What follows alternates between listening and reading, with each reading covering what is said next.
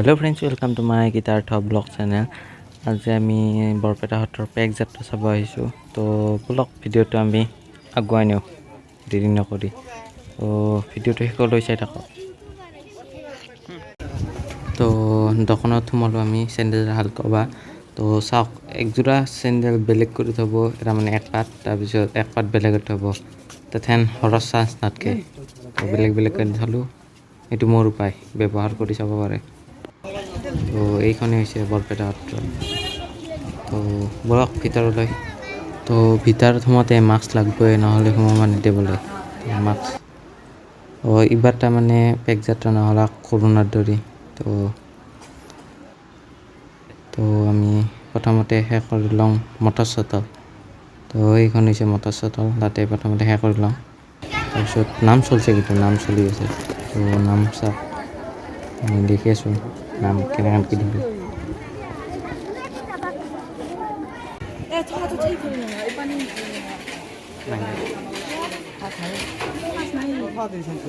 তো ইয়াতে এইটো পানীটো যে দেখিছে লানটো, এইটো হৈছে শ্ৰী ৰাম মাতাৰ লান। তাৰমানে এইটো আজিৰ দিনতে খোলা হয়। তো এইটো নাম ধৰিছে।